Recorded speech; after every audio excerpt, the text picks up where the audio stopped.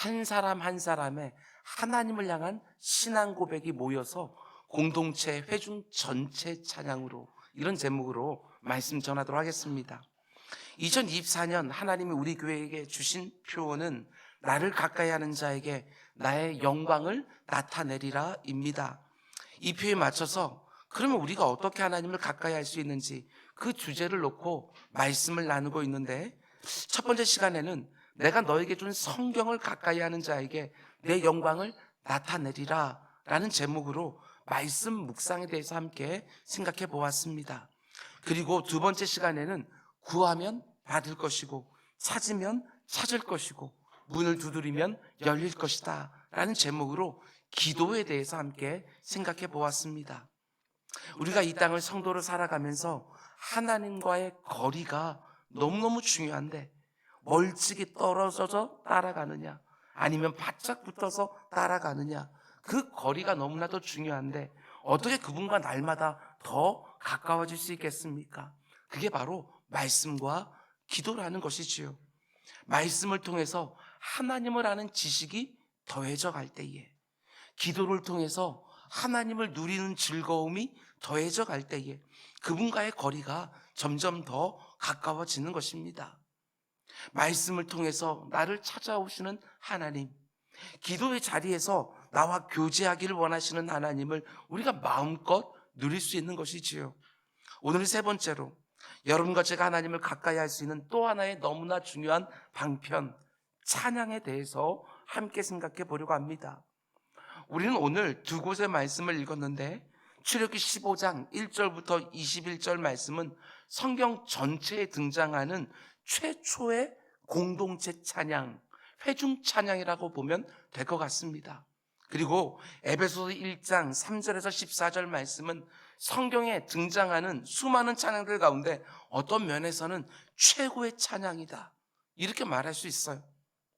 오늘 우리가 어떻게 하나님을 찬양해야 되는지 규범적인 찬양의 언어들이 이곳에 다 나옵니다. 성경에 나오는 최초의 공동체 찬양, 그리고 성경에 나오는 최고의 아름다운 찬양. 출애굽기 15장에 나오는 모세의 찬양은 애굽으로부터의 하나님의 구원을 찬양하고 있다면, 에베소서 1장에 나오는 사도 바울의 찬양은 죄와 사망으로부터의 하나님의 구원을 찬양하고 있습니다.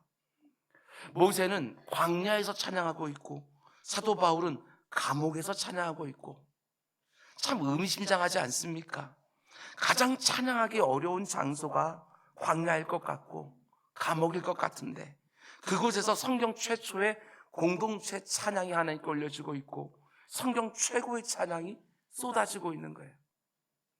먼저 출애굽기 15장에 나오는 찬양을 보면 1절에서 12절에 이스라엘을 애굽의 압제에서 인도해 주신 것을 노래하고 있고, 뒤로 이어지는 13절 18절 말씀 보면 장차 가나안 땅으로 인도해 주실 것을 찬양하고 있어요. 과거에 주신 것을 놓고 그리고 미래에 주실 것을 놓고 현재라는 시간에서 하나님을 노래하고 있는 것이지요.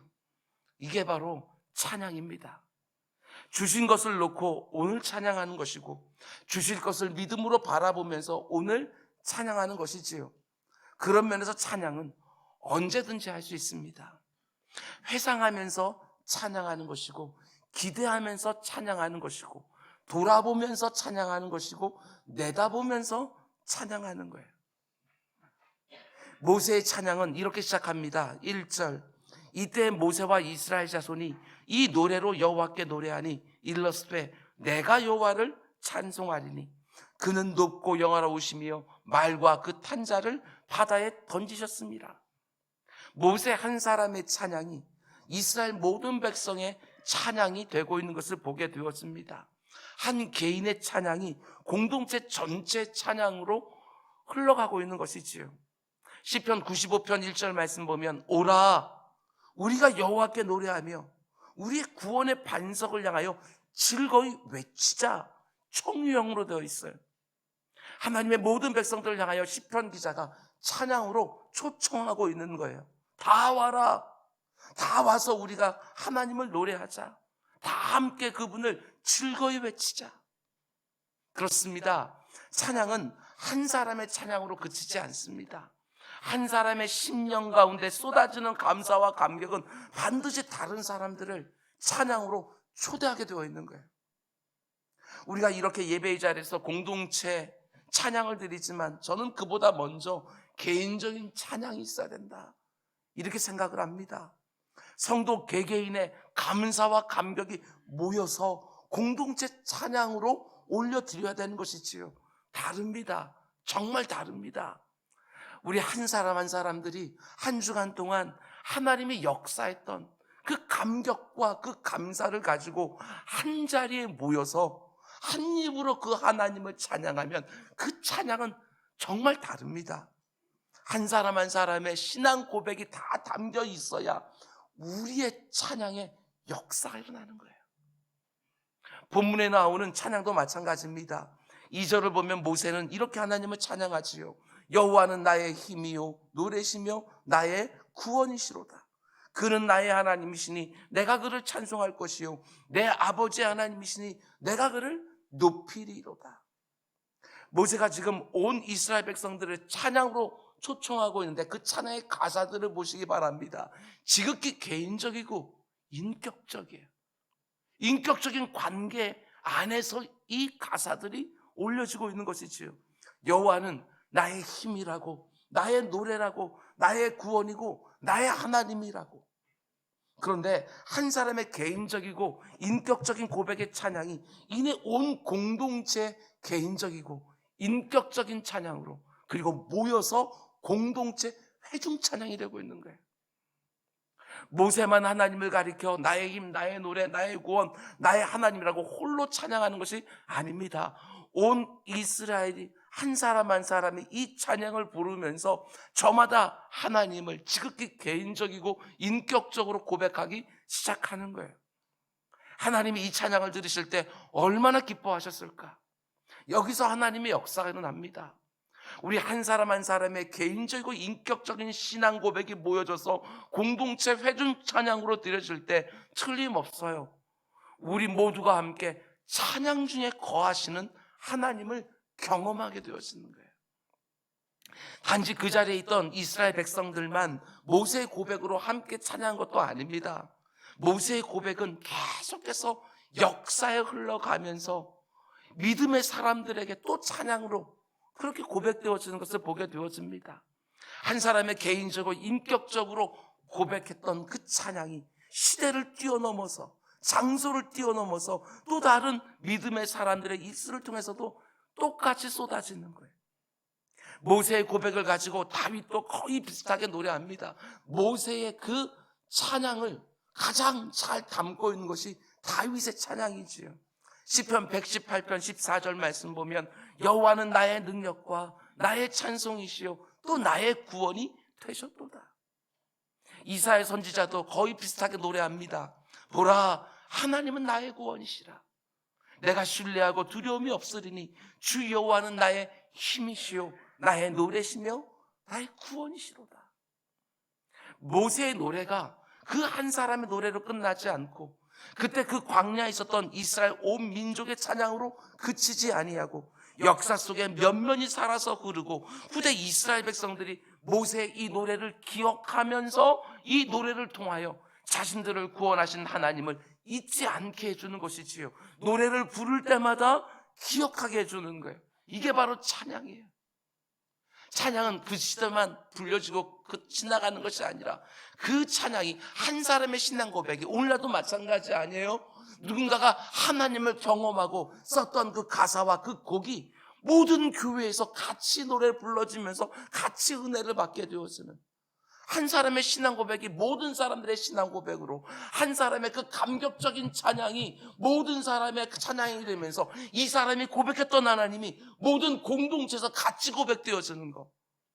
저는 우리 교회 가운데도 그런 모습이 있기를 원해요. 찬양할 때 몇몇 사람들만 한 주간에 함께 해주신 그 하나님, 그 은혜와 그 은총을 감격적으로 쏟아내는 것들이 아니라 모든 회중들이 한 주간 동안 하나님이 함께 하셨던 것들을 고백하면서 이렇게 같이 구원받은 성도들이 모였을 때 한 목소리로 같은 음과 같은 가사를 가지고 하나님을 높이면서 그 하나님을 경험하는 것, 이게 회중 찬양이라는 거예요. 여러분, 모세의 노래를 이스라엘 온 백성이 함께 불렀고요. 19절에서 21절 말씀 보면 모세의 누이인 미리암이 소고라는 악기를 연주하면서 노래를 이끕니다.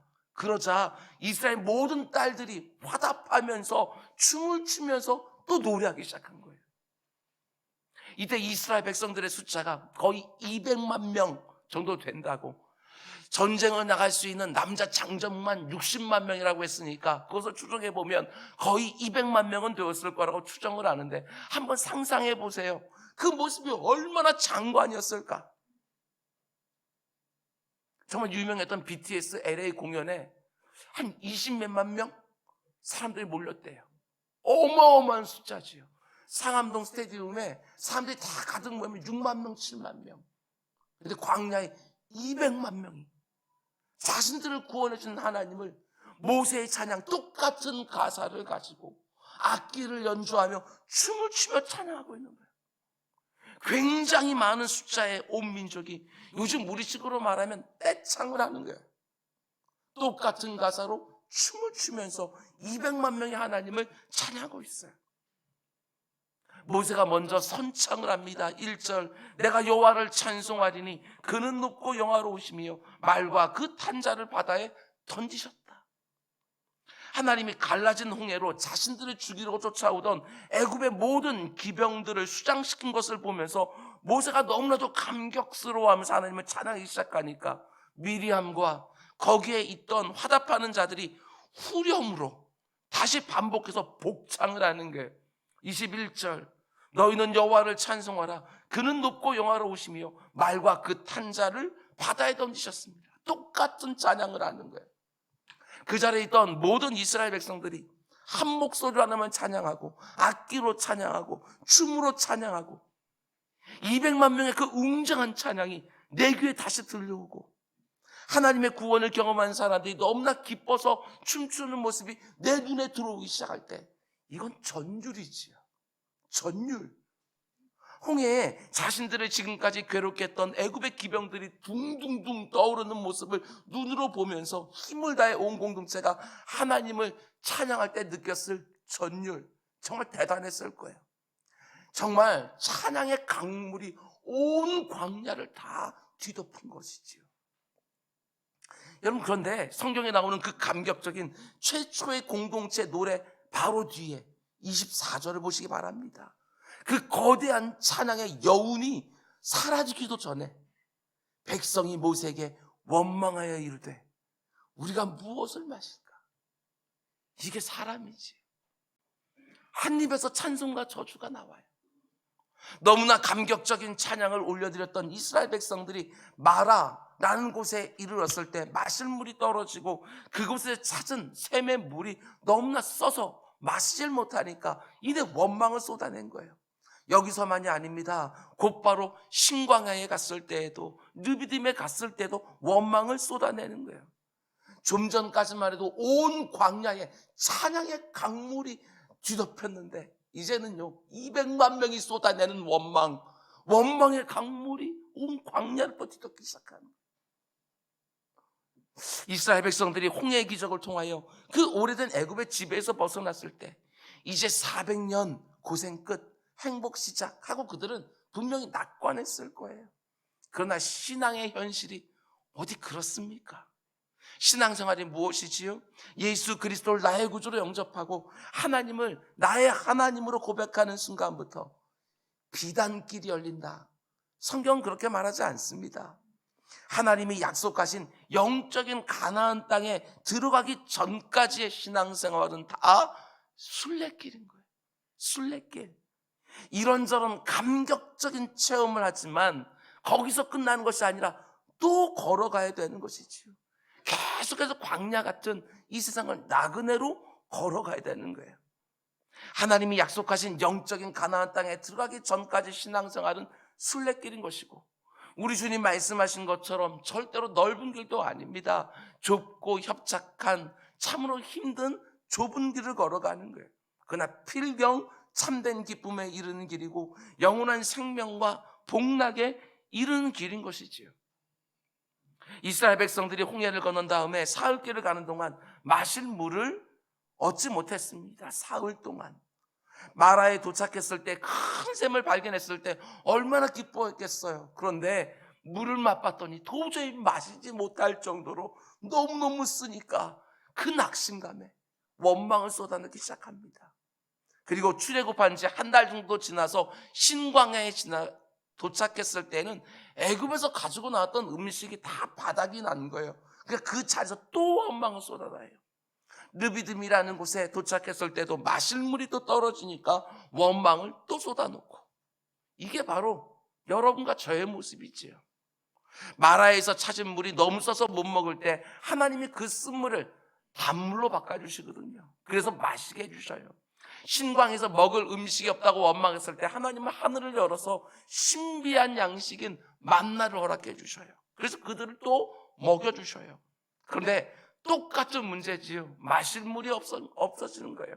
그때 하나님이 또 우리의 필요를 반드시 채워주시리라 하고 믿지를 못하고 또 원망을 쏟아내는 거예요. 혹 경험해 보신 분도 계실 거예요. 우리 주님이 아무리 무엇을 먹을까, 무엇을 마실까, 무엇을 입을까 염려하지 말라고, 천부께서, 하늘 아버지께서 우리에게 뭐가 필요한지 다 알고 계신다고 말씀해 주셔도 먹고 마시는 문제만큼 우리의 신앙을 흔들어 놓는 것이 없어요.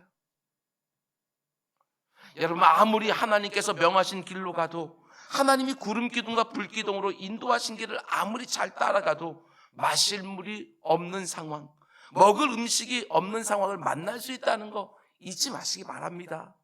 오직 하나님 말씀 하나만 딱 붙들고 본토 친척 아비집 모든 것을 다 뒤로 하고 그저 무작정 떠났던 아브라함이 도착했던 그 땅에도 극심한 기근이 임하고, 심지어 우리 주님과 함께 배를 타고 갈 때에도 도무지 어찌할 수 없었던 거센 풍랑을 만났다는 거 우리가 기억해야 되는 거예요.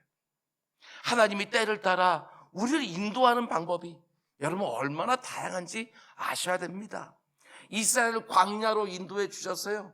때로는 오아시스가 있는 엘림으로 인도해 주시기도 하시고, 물이 너무 써서 마실 수 없는 마라에도, 마실 물이 전혀 없는 느비듬으로도 데려가시는 것이지요.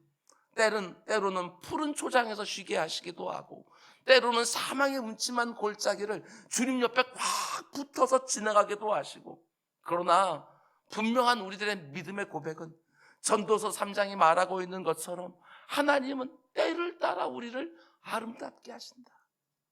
그 모든 것도 우리를 아름답게 하기 위하여 여기도 데려가시고 저기도 데려가시고, 하나님이 분명히 우리들에게 가르쳐 주고 싶은 것이 있으신 것이지요. 내가 있는 곳이 오아시스 엘림이든 마라든 느비듬이든 사망의 음침한 골짜기든 아니면 푸른 초장이든 그게 중요한 것이 아니라는 것을 하나님이 생생히 가르쳐 주려고 하시는 거예요. 내가 어디에 있든지 하나님이 나와 함께 계시고, 내가 무엇이 부족하든지 모든 것에 풍성하신 충분자 하나님이 내 필요를 공급해 주신다고 하는 믿음의 유무, 이게 진짜 중요한 거 아니겠어요? 결코 작은 인원이 아닙니다. 가족들이 여행 나온 것도 아니에요. 200만 명이나 되는 사람들이 수많은 가축까지 데리고 광야를 통과하고 있는데 마실 물이 없고 먹을 음식에 바닥이 난다? 여러분, 객관적으로 보더라도 심각한 불안과 엄청난 동요가 있을 수밖에 없는 상황이지요. 마실 물이 없고 먹을 음식이 바닥났을 때 그들의 하나님을 향한 믿음도 바닥이 나기 시작한 거예요. 생각해 보십시오. 여러분과 제가 광야길에 있었던 이스라엘 백성들 가운데 한 사람이었다면 그들과 다르게 반응했을 것 같습니까? 광야에서 마실 물도 없고 먹을 음식이 없다는 것은 굉장히 심각하고 피부에 와닿는 실제 상황이에요. 그러나 그 상황 속에서도 하나님은 자기 백성들에게 필요할 것을 공급해 주신다고 하는 것도 절대로 변하지 않은 실제 상황이에요. 어떤 상황을, 어떤 실제를 더 붙들어야 하는지는 철저하게 믿음의 문제인 거예요. 광야 생활 40년 동안 그들이 지나왔는데 그 가운데 속에 하나님께 불순종하고 원망하다가 하나님께 징계받아 죽은 백성들은 있어도 굶어 죽은 사람 없어요. 갈증으로 죽은 사람 단 한 명도 없었어요. 하나님이 그 필요를 다 채워주시고, 신명기 8장을 보게 되어지면 하나님께서 왜 그렇게 하셨는지 이유까지 말해줘요. 내가 너희를 낮춘 것은, 너희를 이 광야길에서 너희를 이렇게 낮춘 것은 다른 것이 아니라 먹는 것으로, 입으로 들어가는 것만 사는 것들이 아니라 네 귀로 들으는, 네 심령으로 듣는 하나님의 말씀으로 산다는 거, 하나님의 약속을 믿는 믿음으로 산다는 거, 그것을 너희들에게 가르쳐 주려 합니다. 분명히 말해주지 않습니까? 하나님께서는 우리들의 믿음을 더 견고하고 더 순결하고 오직 하나님께만 모든 주권을 맡기고, 살고 죽는 것들, 마시고 먹는 거, 입는 거, 모든 것들 하나님께 다 의탁하고 살기를 원하는 거, 하나님이 얼마나 풍성한 분이신지, 얼마나 우리를 사랑하시는 분이신지 그 믿음 갖고 살기를 원하는 거. 2024년도에 내 사업장 가운데 아무리 어려운 일이 있다 할지라도, 내 손으로 하는 일 가운데 속에 아무리 소득이 원하는 대로 있지 않는다고 할지라도 그 가운데 속에 하나님을 온전히 신뢰하고 하나님이 내 필요를 채워주신다 믿음으로 고백하면서 나의 최선을 계속해서 그분의 손에 올려드리고 그분의 축사해 주시고 응답되어지는 걸 사모하며 부르짖는 우리 모두가 다 될 수 있기를 주님의 이름으로 축원을 드립니다. 오늘 본문 25절 보십시오. 이스라엘 백성들이 마라에 도착했을 때 물을 발견하긴 했지만 너무 써서 마시지 못하고 원망할 때 어떤 일이 벌어지지요? 하나님은 다 계획이 있으셔요. 모세가 여호와께 부르짖었더니 여호와께서 그들에게 한 나무를 가르치시니 그가 물에 던지니 물이 달게 되었더라. 모세가 여호와께 원망하는 것이 아니라 그 전에 하나님께서 우리들에게 모든 필요를 공급하는 믿고 하나님 앞에 간구하기를 원했는데 원망을 쏟아냈지요. 그런데 부르짖자마자 하나님께서 한 나무를 가리키며 던지라고 말씀하시고 그 나무를 쓴물에 던졌는데 단물이 되었다. 쓴물 속에 던져져서 그물 전체를 단물로 바꿔낸 한 나무. 여러분, 설탕나무가 아닙니다. 예수 그리스도의 십자가를 상징하는 한 나무인 것이지요. 우리가 이 땅을 살아가면서 만나는 고난의 쓴물에 우리 구주의 십자가가 담겨지면 똑같은 물인데 그 물맛이 바뀌는 거예요. 똑같은 고난인데 그 고난 중에도 원망이 아니라 찬양을 터뜨려 놓는 것이지요. 사도행전 5장을 보면 사도들은 이렇게 고백합니다. 사도들은 그 이름을 위하여 능욕받는 일에 합당한 자로 여기심을 기뻐하면서 돌아갔다. 능욕받는 것을 오히려 기뻐한다고. 고린도후서 12장의 사도 바울 역시 이렇게 고백합니다. 내가 그리스도를 위하여 약한 것들과 능욕과 궁핍과 박해와 곤고를 어떻게 해요? 기뻐하노니. 분명히 그들이 고난 중에 있지만 객관적으로 여러분 굉장히 힘든 상황에 있지만 우리 주님의 십자가로 말미암는 기쁨을 노래하고 있는 거예요. 너무 쓰디쓴 상황 가운데 처해 있지만 주님의 십자가를 생각하기만 하면 그 상황도 너무나 단 거예요.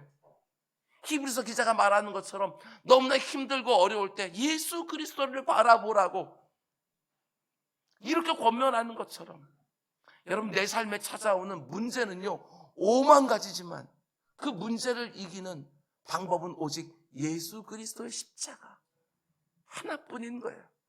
그 십자가에 담겨있는 하나님의 어마어마한 사랑을 묵상하기만 하면 그 가운데 그 어떤 고난 가운데도 찬양을 쏟아내는 것이지요. 예수의 십자가 묵상합니까? 그 십자가 바로 너머에 있는 예수 그리스도의 부활까지 우리는 함께 묵상하는 거예요.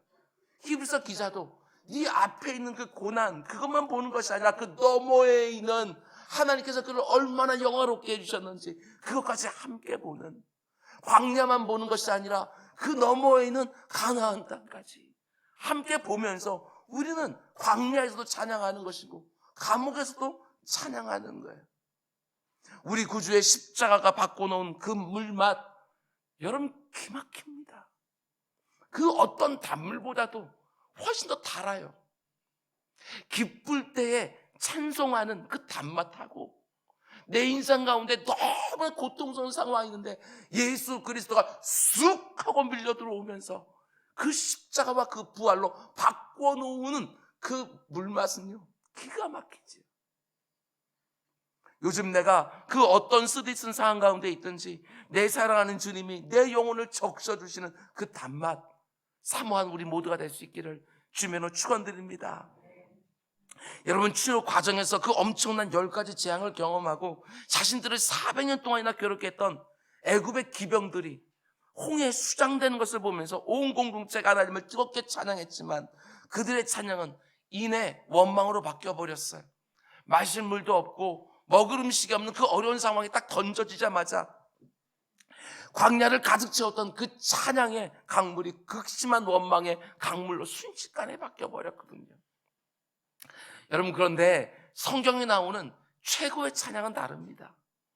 감옥에 갇힌 상태로 하나님을 노래했던 사도 바울의 찬양은 이스라엘 찬양과 다릅니다. 우리가 잘 아는 것처럼 에베소서는 옥중서신 아닙니까? 바울이 감옥에 갇혀서 언제 사형을 당할지 모르는 상황에 쓴 서신이 있는 거예요. 근데 어디를 봐도 원망이 없어요. 오히려 신약성경 전체를 통틀어서 정말 최고의 찬양, 너무나 감격적인 찬양을 쏟아내고 있는 거예요. 감옥 안에 있는 사람이 만세전까지 가서 하나님을 찬양하는 거, 그 모습을 보게 되었어요. 그럼 생각해 봐야지요. 어떻게 바울은 감옥에 갇힌 상태에서도 원망이 아니라 찬양을 쏟아낼 수 있었을까? 여러 가지 이유들을 말할 수 있겠지만 사도 바울이 자기 자신을 어떻게 인식하고 있는지, 어떤 자의식을 가지고 있었는지를 그것부터 보셔야 돼요. 사도 바울에게는 이 2가지 의식이요 정말 강렬했어요. 첫 번째, 빚진 자라고 하는 의식이요. 나는 1만 달란트 이상 빚을 진 사람이다. 그 당시 노동자가 받는 품삯을 무려 16만 년이나, 이게 가늠이 안 되는 것이지요. 16만 년이나 한 푼도 안 쏟아 모은 것이 1만 달란트. 근데 사도 바울은 내가 그 이상을 주님께 탕감받았다고 하는 빚진 자 의식을 가지고 있었던 것이지요. 평생 갚아도 갚을 수가 없는 은혜를 이미 받았다고 생각하니까 무슨 원망을 하겠어요. 감옥에 갇힌 게 뭐가 그렇게 대수라고, 설령 여기서 죽는다고 해도 조금도 억울하지가 않은 거예요. 살든지 죽든지 빌립보서의 고백이에요. 여러분 사도 바울이 가지고 있었던 또 한 가지 의식은요 갇힌 자의 의식입니다. 갇힌 자 의식. 나는 주 안에 갇힌 자다. 감옥에 갇혀 있는 것처럼 보이지만 아닙니다. 사도 바울은 언제나 주님의 사랑에 갇혀 있고 주님의 은혜에 갇혀서 살고 있는 거예요. 에베소서 3장 1절을 보면 사도 바울은 자신을 이렇게 표현합니다. 그리스도 예수의 일로 너희 이방인을 위하여 갇힌 자 된 나 바울은 4장 1절에서도 주 안에서 갇힌 내가, 또 다른 옥중서신인 빌레몬서 1장 1절에서도 그리스도 예수를 위하여 갇힌 자 된 바울, 이어지는 9절에서도 나이가 많은 나 바울은 지금 또 예수 그리스도를 위하여 갇힌 자 돼요.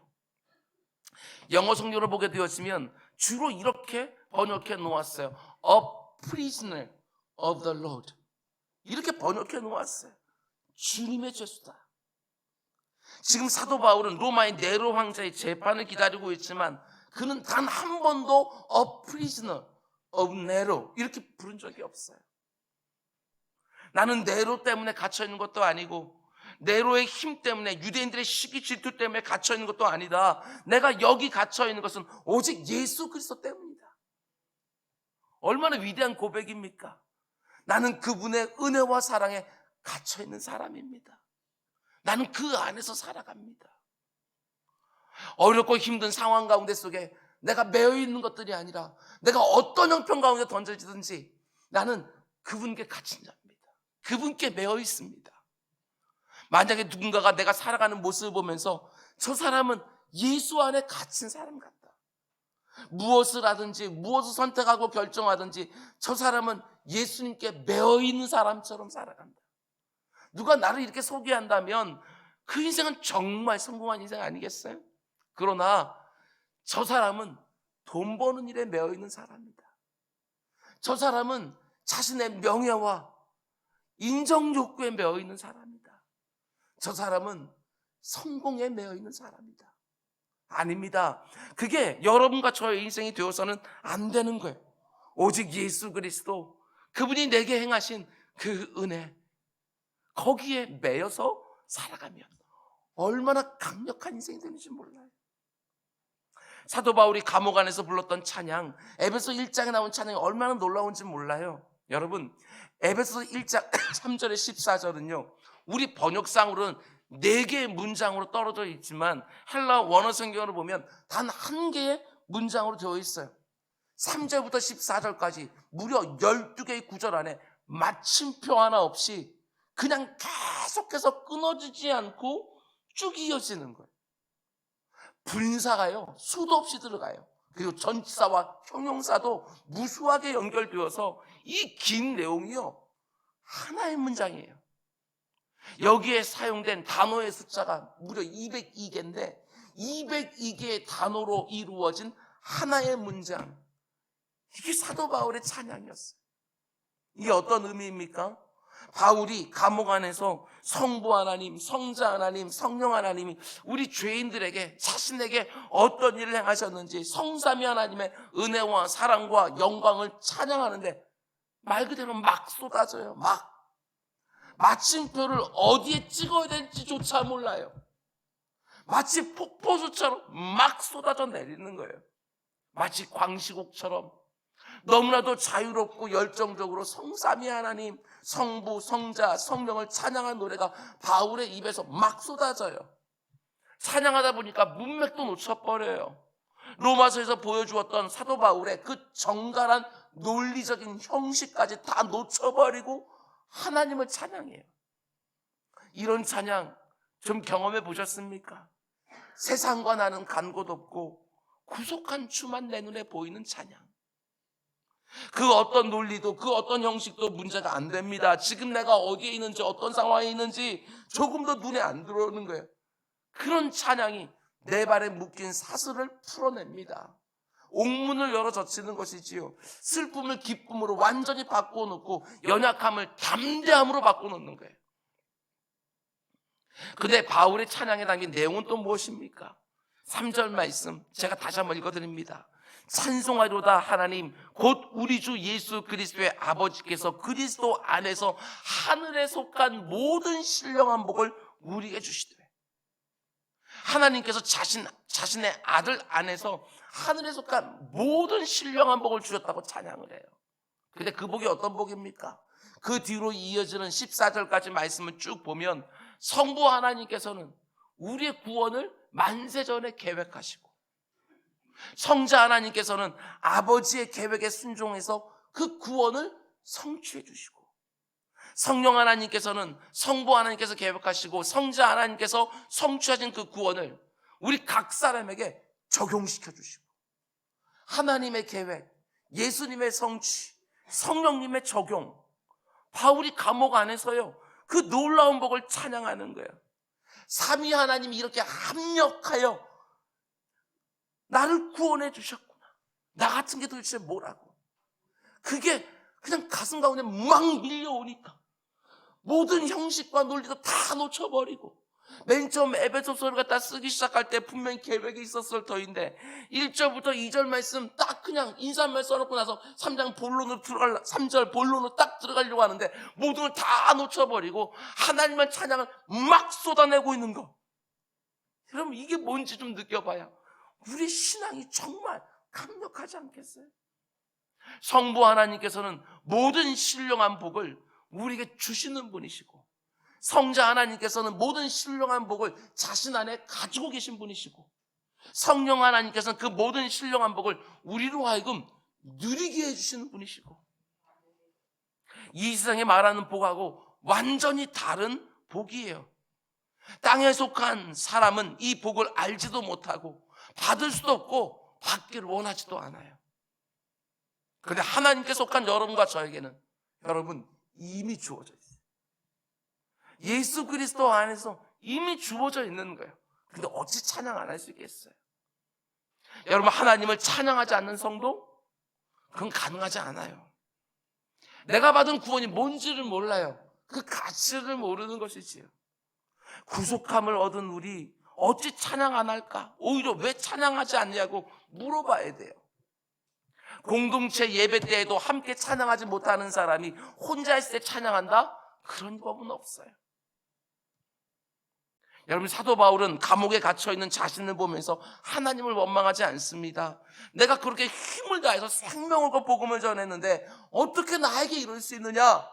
원망하지 않아요. 감옥에 갇힌 것을, 영미권에 있는 저자들은요, 이런 표현 참 좋아하는 것 같아요.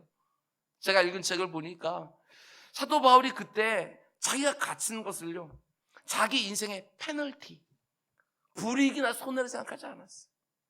혹은 퍼니시먼트, 내가 하나님께 지금 벌 받고 있다 생각하지도 아니하고, 내가 감옥에 갇혀있는 이것을요, 나의 프리빌리지, 특권으로 보는 거예요.